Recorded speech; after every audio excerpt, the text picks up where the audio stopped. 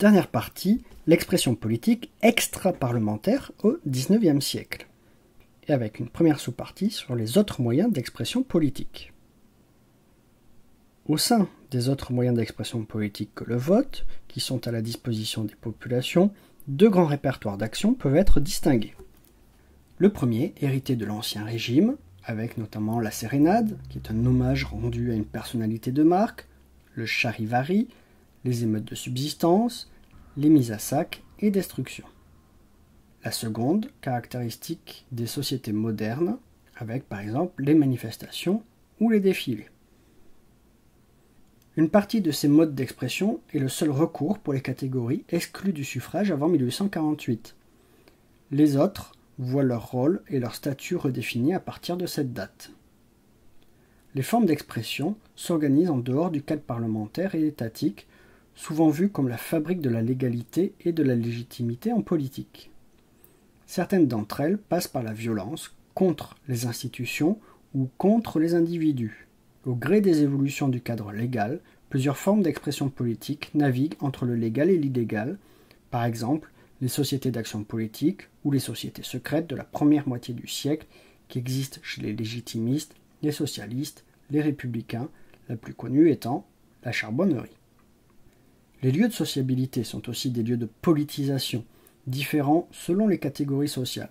Les cercles, les confréries, les cafés, les cabarets, les goguettes. Ces sociétés de chant, rassemblant les ouvriers urbains et admettant les femmes, prennent leur essor dans les années 1820.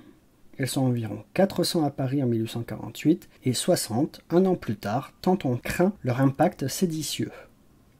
Mais le théâtre des années 1830 est aussi un haut lieu d'expression politique.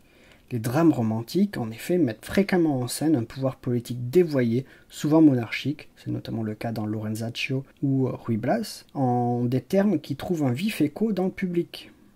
De manière générale, dans la première partie du siècle, l'espace public, démocratique, né de la Révolution, s'appuie sur la lecture du journal, mais aussi sur un théâtre qui véhicule un sous-texte politique lié à l'actualité plus ou moins explicite.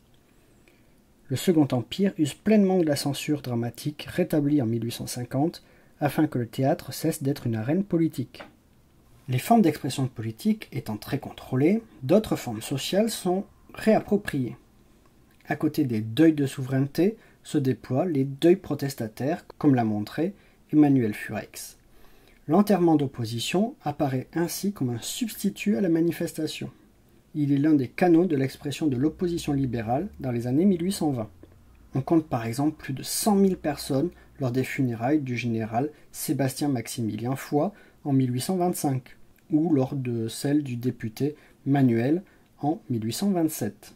Cris, acclamations et ovations accompagnent les cortèges au cours desquels on diffuse des images et des textes clandestins.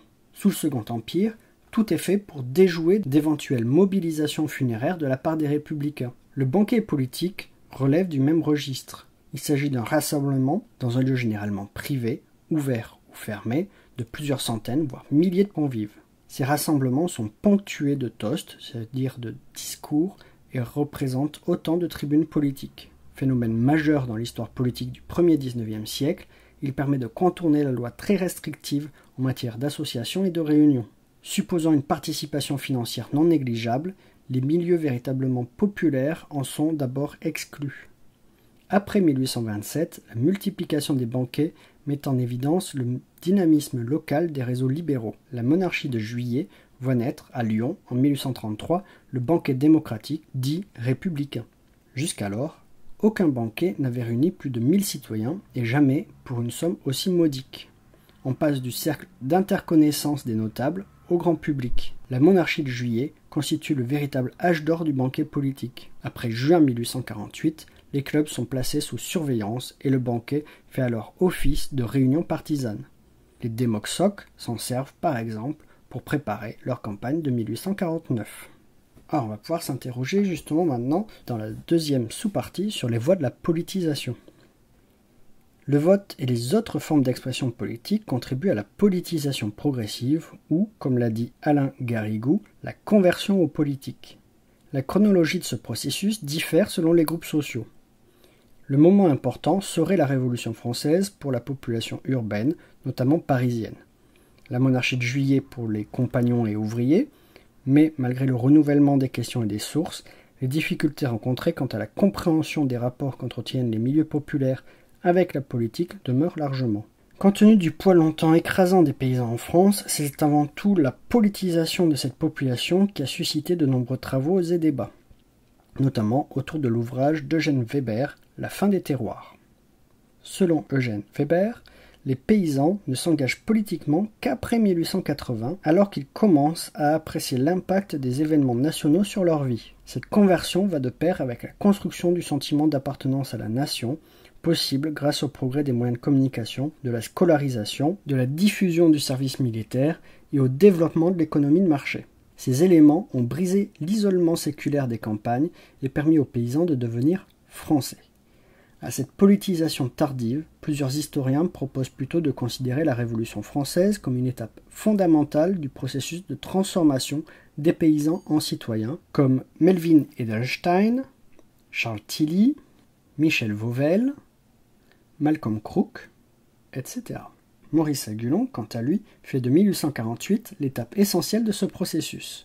C'est par le suffrage universel que se fait le travail d'intéressement à la chose publique et qu'arrive, selon le titre de son ouvrage, La République au village. La chronologie décalée que propose Eugène Weber tient aussi à sa définition de la conscience politique qu'il estime atteinte quand les problèmes nationaux deviennent aussi importants que les problèmes locaux. Le radicalisme des paysans du Sud sous la Deuxième République ne serait ainsi qu'une réaction pré-politique aux incertitudes socio-économiques d'une paysannerie traditionnelle. Ses détracteurs critiquent le caractère trop restrictif de sa définition et contestent aussi sa chronologie. En effet, les populations rurales, réputées dépolitisées et les plus éloignées de la politique légitime, votent, et souvent plus que les citadins. Les élites rurales étaient plus capables de les mobiliser et les résultats électoraux mesurent ainsi largement la force des liens sociaux plus que celle des opinions politiques. Les structures socio-économiques mises en avant par Eugène Weber et d'autres ont leur importance mais ne peuvent à elles seules rendre compte des comportements collectifs. Dans une perspective plus culturaliste, Maurice Agulon et Alain Corbin trouvent dans les modèles de sociabilité et de diffusion culturelle les raisons pour lesquelles des régions longtemps isolées développent une capacité de choix politique authentique. La République se décide à Paris, mais descend au village par de nombreux intermédiaires, agents de la politisation des milieux populaires.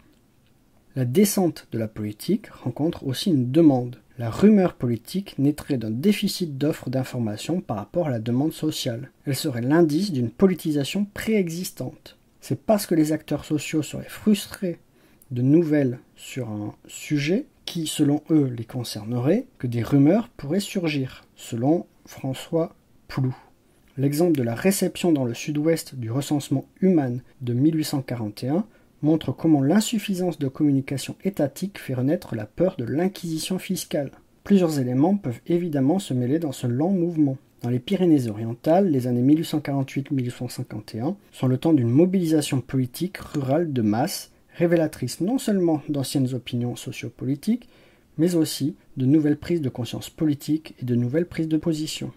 La prise de position des Moksok semble avoir été facilitée dans les sous-régions de bourgs et de villages agglomérés dans une situation géographique favorable où le monde extérieur était relativement accessible grâce à la proximité des villes, à des voies de communication et au contact avec l'économie du marché national.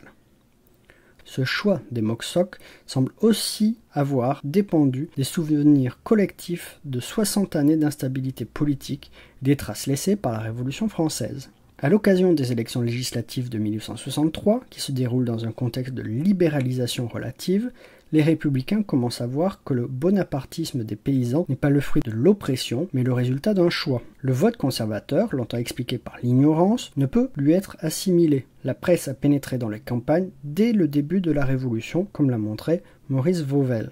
Le lien que font alors les républicains entre ignorance et incompétence politique est aussi à relativiser. Le processus de scolarisation et de politisation, semble-t-il, ont été simultanés et interdépendants plus que déterminés l'un par l'autre, comme l'a montré Alain Garrigou. Il ne faut donc pas seulement s'interroger sur la manière dont les paysans sont venus à la République, mais aussi sur la façon dont les républicains ont gagné les votes paysans. L'essentiel des travaux s'accorde aussi pour définir la politisation comme le fruit à la fois d'une intégration nationale et de la rationalisation des pratiques politiques. L'intégration à une communauté est également un facteur de compréhension de ce processus. Ces mécanismes permettent ainsi de comprendre les ressorts de la mobilisation électorale.